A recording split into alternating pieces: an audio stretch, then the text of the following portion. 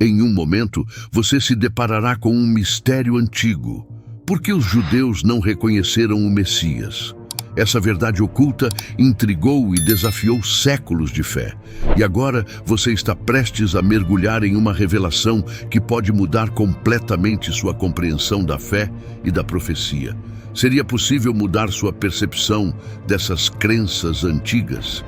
Junte-se a nós enquanto exploramos este profundo mistério, onde cada detalhe descoberto é como uma peça divina de um quebra-cabeça maior. A verdade sobre o Messias e a incredulidade do povo judeu está prestes a ser revelada. Quando Jesus veio, ele apresentou evidências irrefutáveis de que ele era o tão esperado Messias.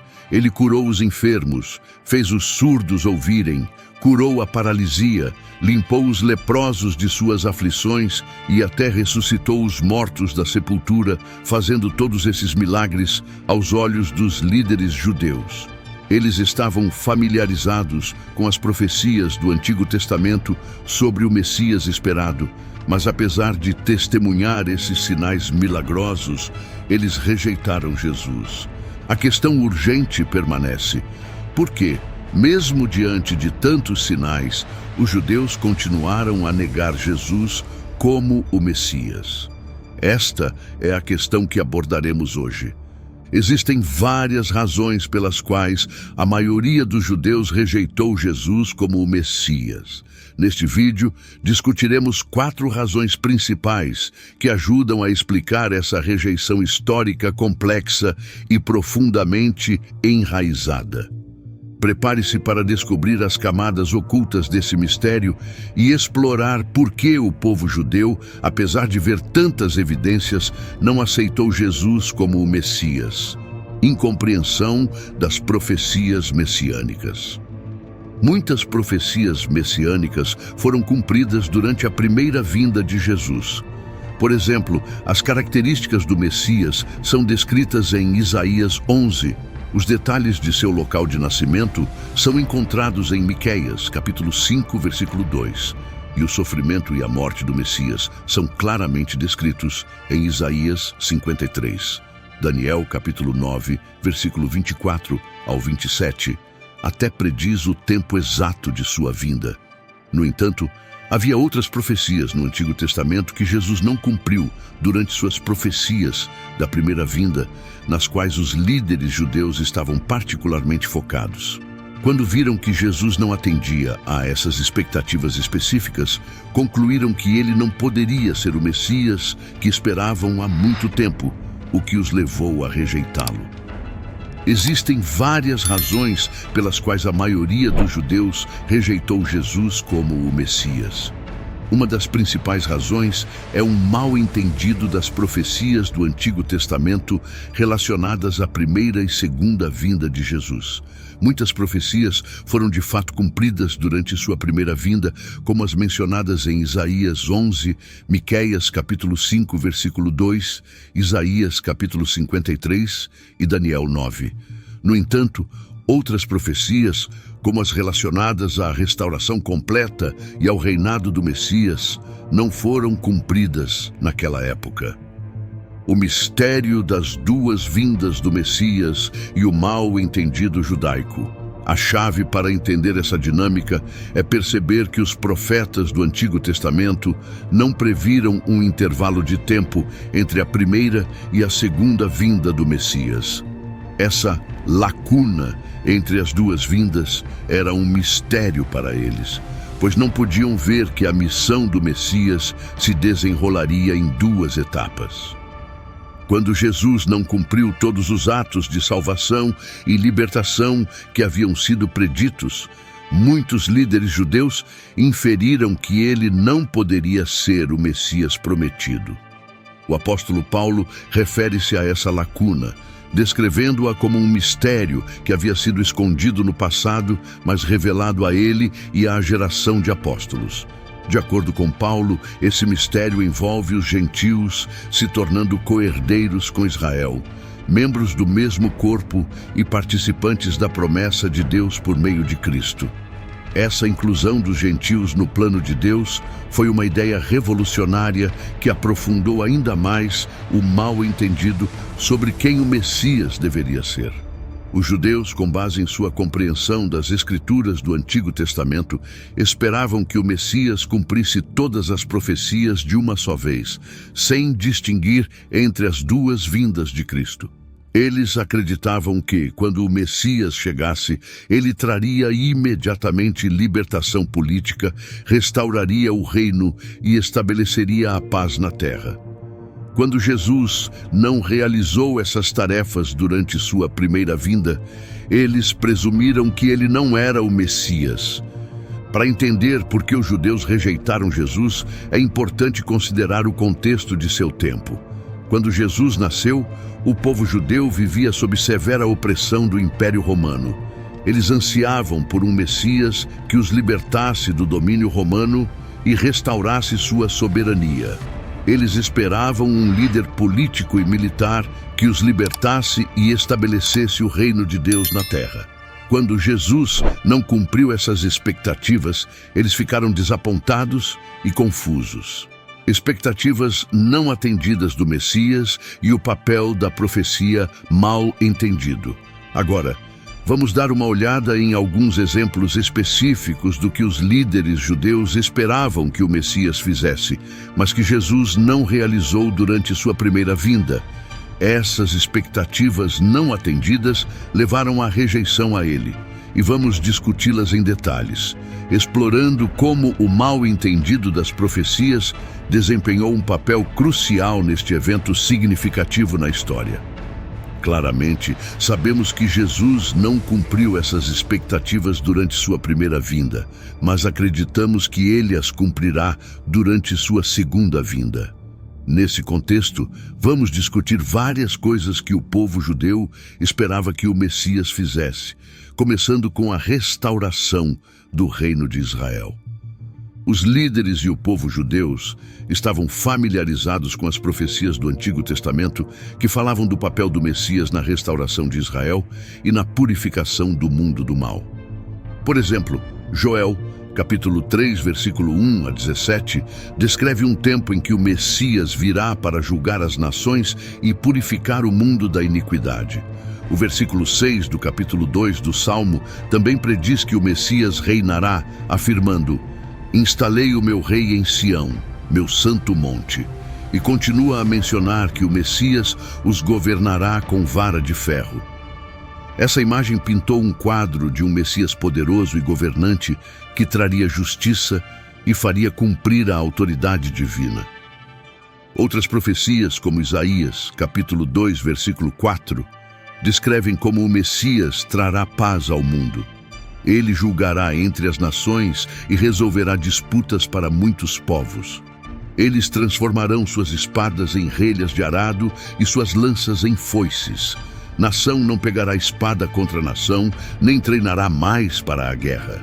Isso fala de um tempo de paz e harmonia definitivas, que o povo de Israel ansiava, especialmente sob a opressiva ocupação romana. Até mesmo os apóstolos de Jesus, depois de testemunhar sua morte e ressurreição, ainda anteciparam que ele cumpriria essas profecias do Antigo Testamento. Pouco antes de Jesus subir ao céu, eles perguntaram diretamente a ele: "Senhor, neste tempo você vai restaurar o reino a Israel?" Atos, capítulo 1, versículo 6. Os apóstolos, que haviam seguido Jesus de perto, também acreditavam que o Messias libertaria Israel da opressão romana e estabeleceria um reino terreno de poder político e paz.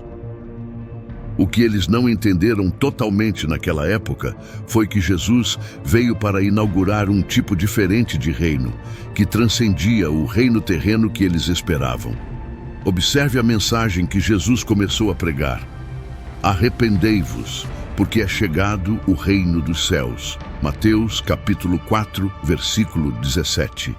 Enquanto o povo esperava um Messias que trouxesse prosperidade material e libertação política, Jesus veio para trazer um reino espiritual que oferecia bênçãos divinas, perdão de pecados e um relacionamento restaurado com Deus.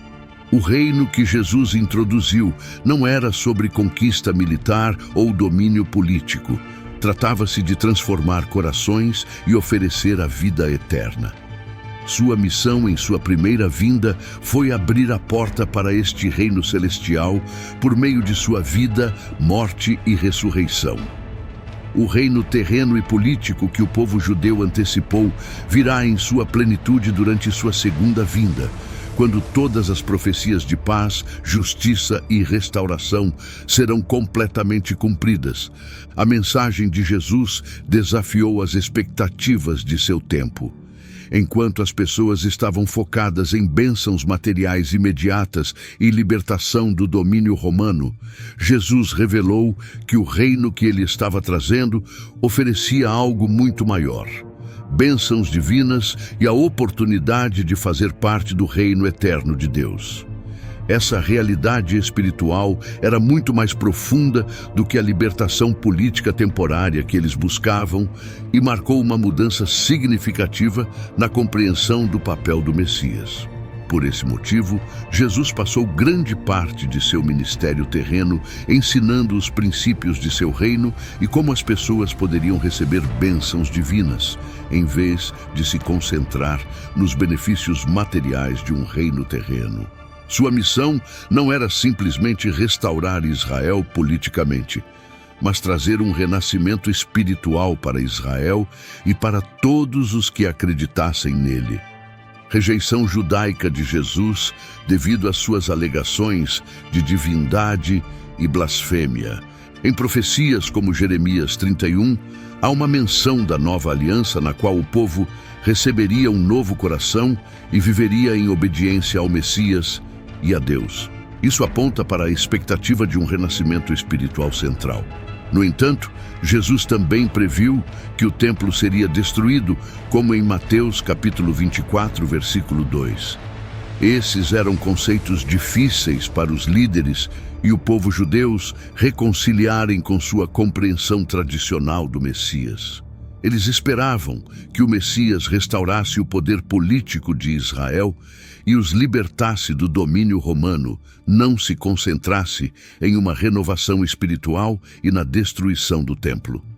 Como Jesus não se alinhava com suas expectativas, eles concluíram que ele não poderia ser o Messias.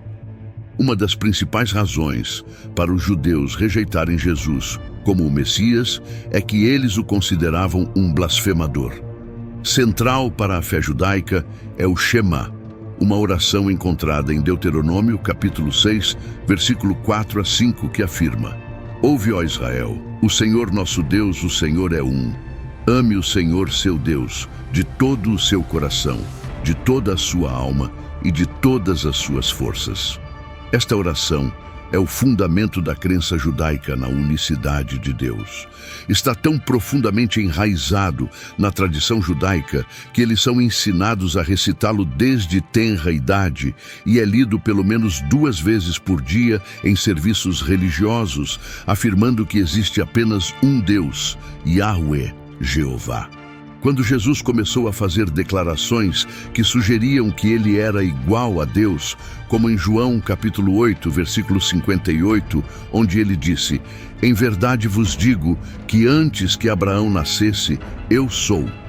Os líderes judeus entenderam o significado de suas palavras.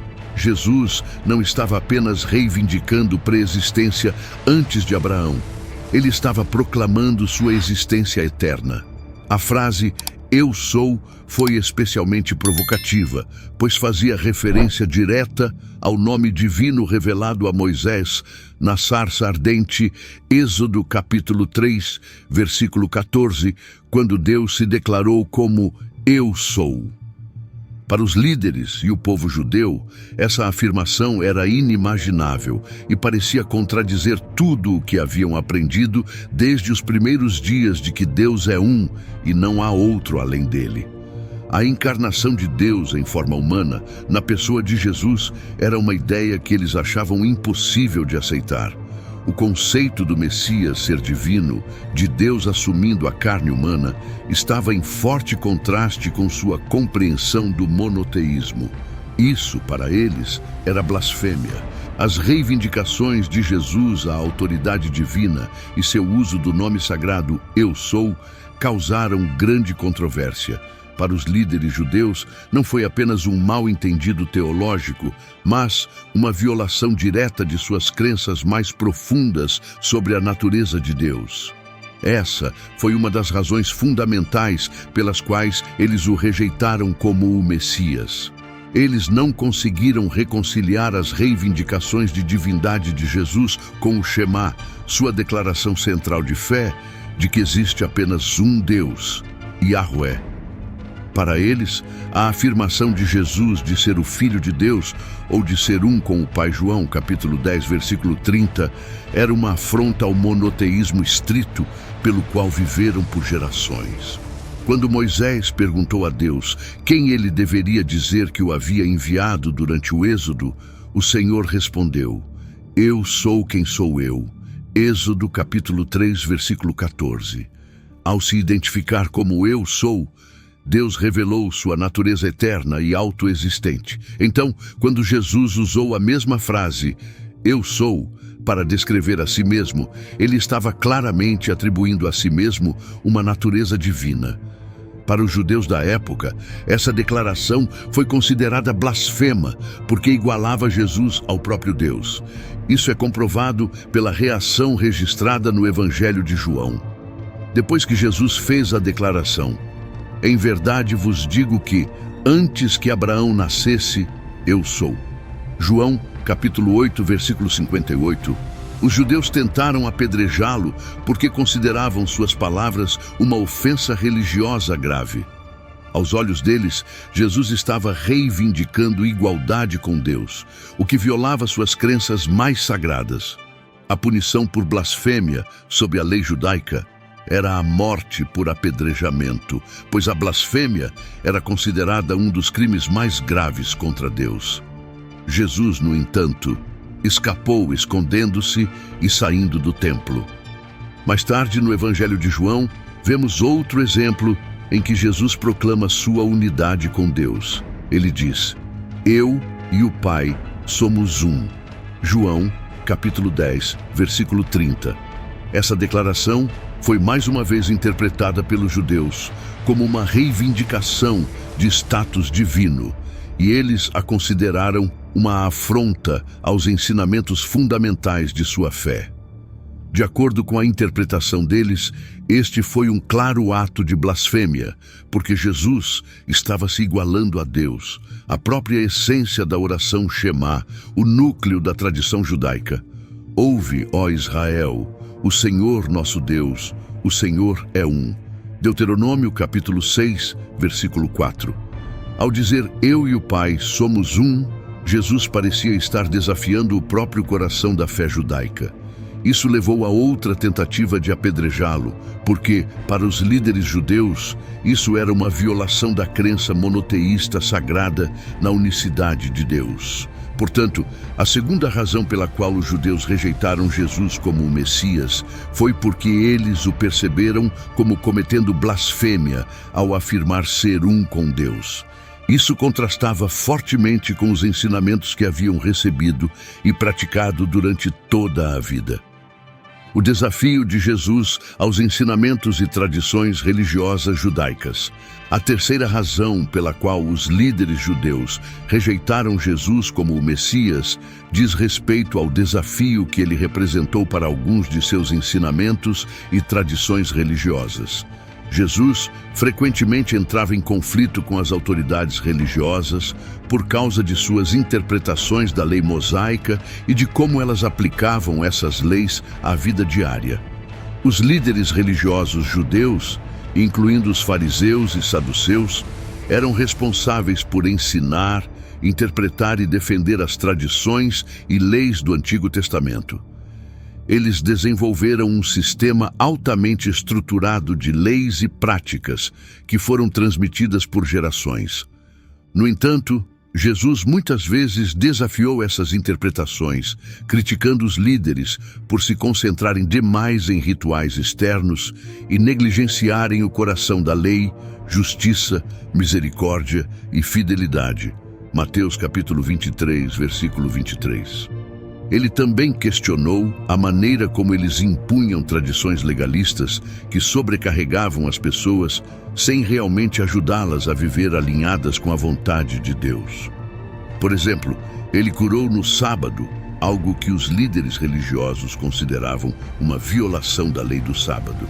Mas Jesus ressaltou que o sábado foi feito para o benefício das pessoas, não como uma regra rígida a ser aplicada a todo custo. Marcos, capítulo 2, versículo 27. Muitos líderes religiosos viam os ensinamentos de Jesus como uma ameaça direta à sua autoridade e à continuidade de sua interpretação da lei. Jesus desafiou sua ênfase na obediência externa enquanto apontava sua hipocrisia e falha em abordar os assuntos mais profundos do coração. Como resultado, eles o viam como um perigo para sua liderança e para a ordem religiosa estabelecida. Quando Jesus veio e começou a questionar certas leis e tradições sagradas judaicas, isso provocou uma forte reação defensiva entre os líderes religiosos. Eles se perguntavam: quem é esse homem que vem e propõe novas interpretações ou doutrinas para nossos preceitos?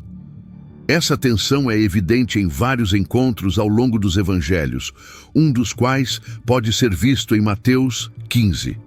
Nesta passagem, os fariseus e mestres da lei de Jerusalém questionaram Jesus sobre por que seus discípulos não seguiam a antiga tradição de lavar as mãos ritualmente antes de comer. Jesus usou esse momento para abordar uma questão mais profunda, sugerindo que, embora a pureza externa possa ter significado, não é tão importante quanto a pureza do coração e da alma. Em resposta, ele fez uma contrapergunta aos líderes religiosos, desafiando sua prática de permitir que as pessoas fizessem um voto financeiro ao templo, negligenciando o mandamento fundamental de honrar e cuidar de seus pais. Nesse caso, alguns estavam usando seus votos religiosos como desculpa para evitar a obrigação moral básica de sustentar sua família. Ao fazer isso, Jesus não estava apenas abordando uma prática religiosa isolada, mas questionando o valor e a ética por trás de algumas de suas tradições. Quando essas tradições entravam em conflito com os princípios fundamentais da lei, como honrar os pais, Jesus apontou a hipocrisia. Seu desafio a esses líderes era claro. Eles permitiram que as tradições humanas ofuscassem os mandamentos centrais de Deus. Essas ações de Jesus confrontaram diretamente os sistemas religiosos estabelecidos e as interpretações tradicionais da lei, o que contribuiu para o crescente conflito entre ele e as autoridades religiosas de seu tempo.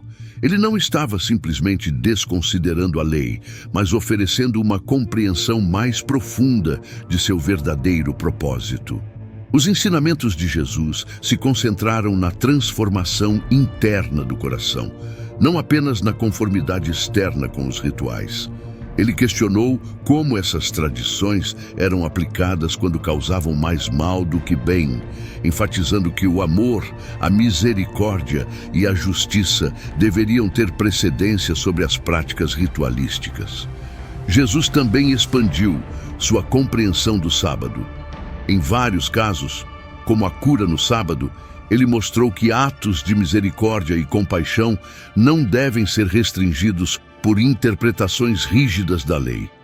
Ele disse a famosa frase: "O sábado foi feito para o homem, não o homem para o sábado." Marcos, capítulo 2, versículo 27, ensinando que a lei deve servir às necessidades da humanidade e não ser um fardo inflexível. Além disso, Jesus ensinou o amor pelos inimigos e exortou as pessoas a orar por aqueles que os perseguiam, o que foi um afastamento radical de certas interpretações do Antigo Testamento que se concentravam mais em resistir ao mal e buscar justiça. Esses ensinamentos foram revolucionários em uma época em que o povo judeu sofria sob a opressão romana. Muitos ansiavam por um Messias que os levasse à libertação militar e política, e a ênfase de Jesus no amor, perdão e misericórdia era o oposto do caminho esperado de vingança ou resistência contra seus opressores. Sua mensagem desafiou a mentalidade predominante, oferecendo uma libertação espiritual em vez de política. Um excelente exemplo de Jesus desafiando as visões tradicionais pode ser encontrado em Marcos 2, quando ele curou um paralítico. Antes de realizar a cura física, Jesus declarou: "Filho, seus pecados estão perdoados." Essa declaração causou alvoroço porque não se tratava apenas de cura física, era uma declaração de autoridade divina. Na tradição judaica, o perdão dos pecados era considerado domínio exclusivo de Deus. Ao reivindicar o poder de perdoar pecados, Jesus estava, aos olhos dos líderes religiosos, cometendo blasfêmia, porque estava agindo em uma capacidade que somente Deus poderia cumprir. Essa alegação de autoridade divina irritou os líderes judeus porque, de sua perspectiva, Jesus não estava apenas violando suas interpretações tradicionais, mas também cruzando para um reino estritamente reservado a Deus.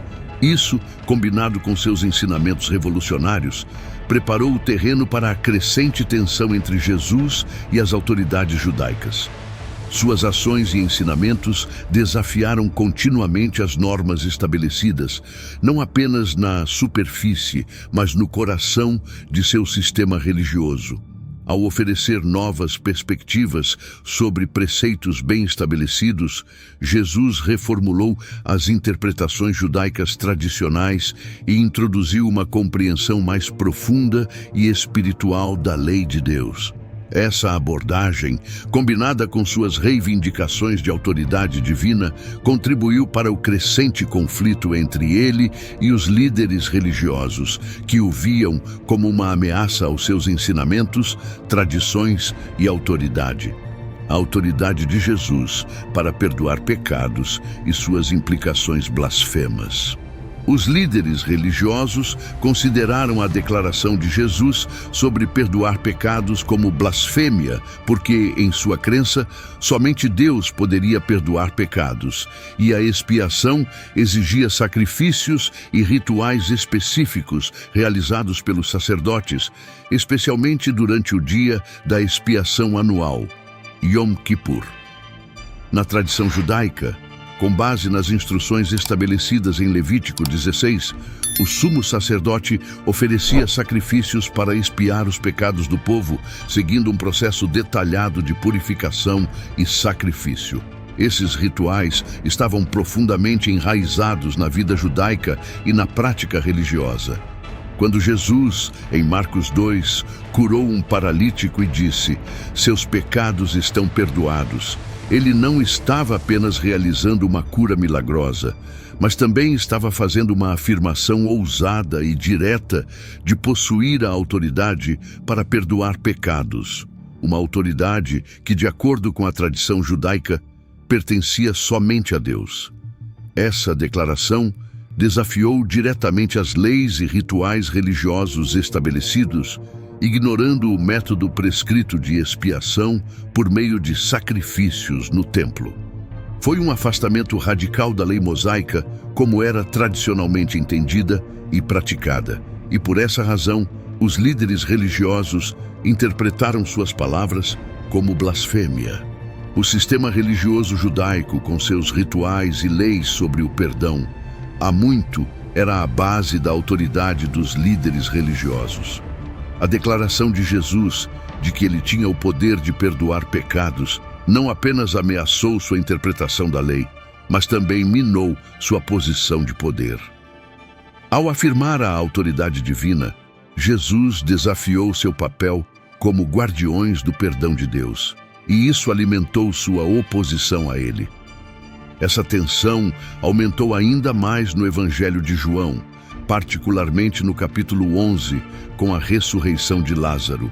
Jesus demonstrou seu poder sobre a vida e a morte, ressuscitando Lázaro dos mortos após 4 dias na sepultura, um evento milagroso que, de acordo com o entendimento da época, somente Deus poderia ter realizado.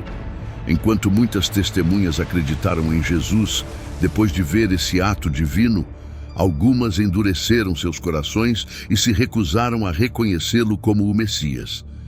Em vez de aceitar os sinais claros e poderosos de que Jesus estava cumprindo o papel do Messias, alguns judeus correram para relatar o evento aos fariseus. Sua reação destaca um ponto de virada crítico. Mesmo diante de milagres inegáveis, alguns optaram por rejeitar Jesus. Essa resposta endurecida revela a 4ª razão pela qual Jesus foi rejeitado como o Messias. Uma resistência interior em aceitar a verdade, mesmo quando foi apresentada com evidências esmagadoras. A ressurreição de Lázaro dividiu o povo, com muitos acreditando em Jesus e reconhecendo a presença de Deus em suas ações, enquanto outros, por medo ou teimosia, foram aos fariseus para relatar o que havia acontecido.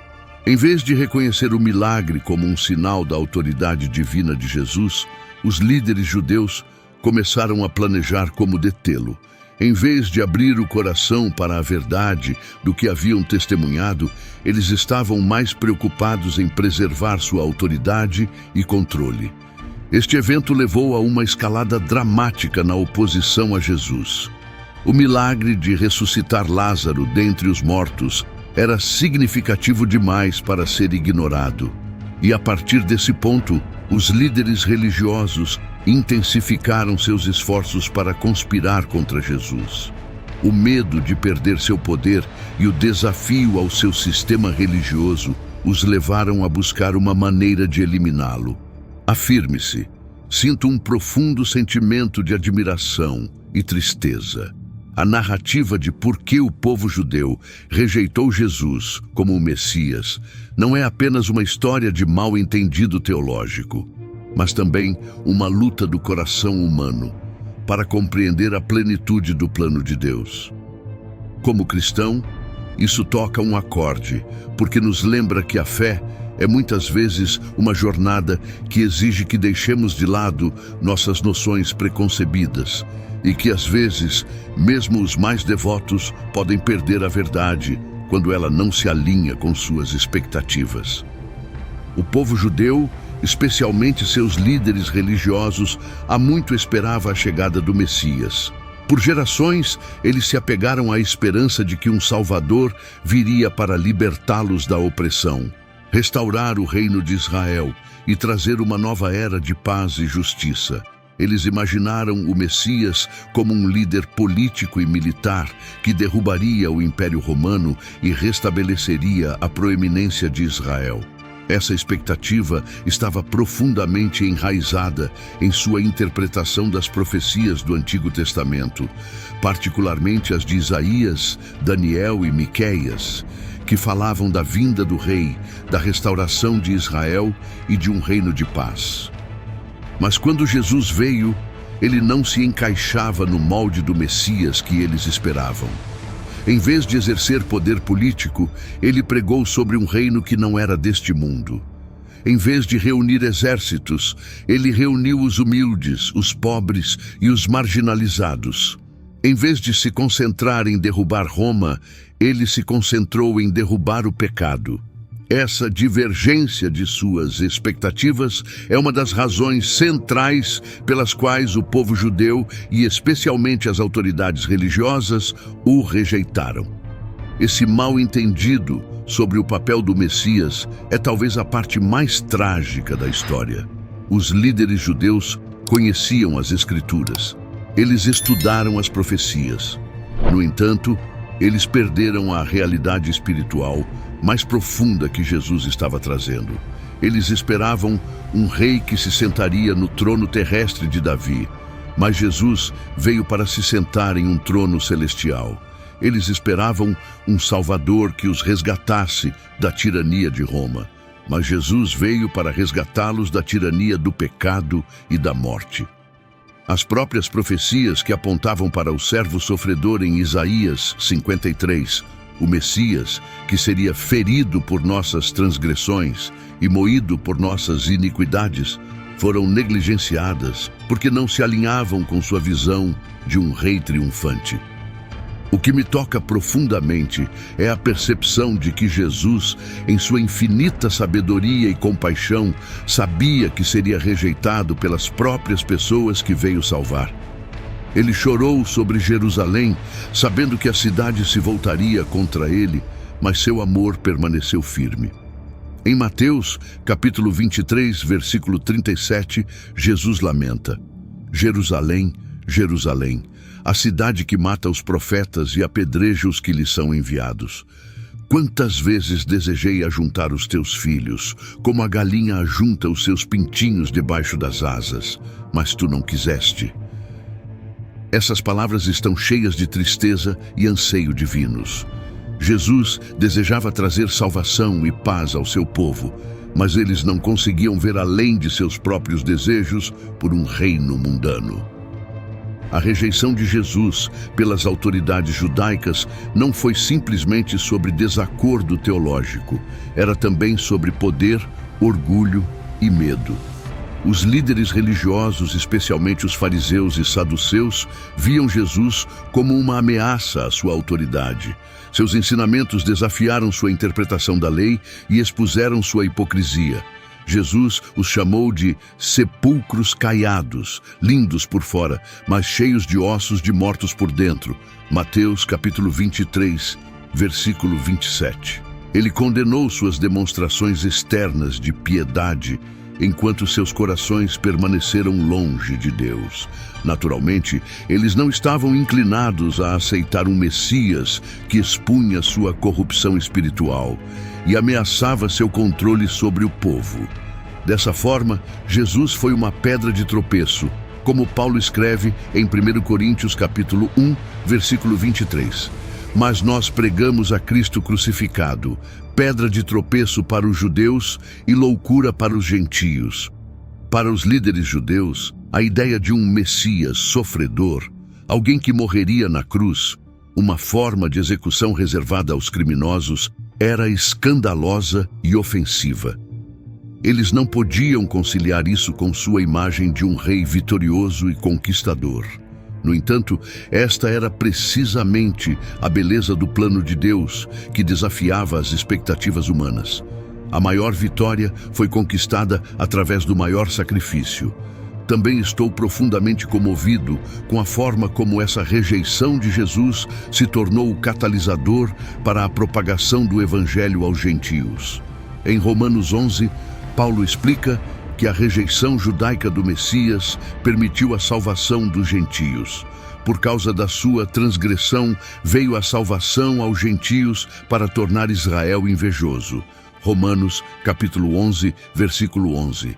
O plano de Deus nunca se limitou a uma nação ou a um grupo de pessoas. Desde o início, seu desejo era trazer toda a humanidade à comunhão com Ele. A rejeição do povo judeu, por mais dolorosa que fosse, abriu a porta para que os gentios fossem enxertados na família de Deus. Isso não foi um sinal do abandono de Deus do povo judeu, mas sim uma extensão de sua graça para o mundo inteiro. Paulo enfatiza que Deus não abandonou Israel, mas que há um remanescente escolhido pela graça, e no final, todo Israel será salvo. Romanos, capítulo 11, versículo 26.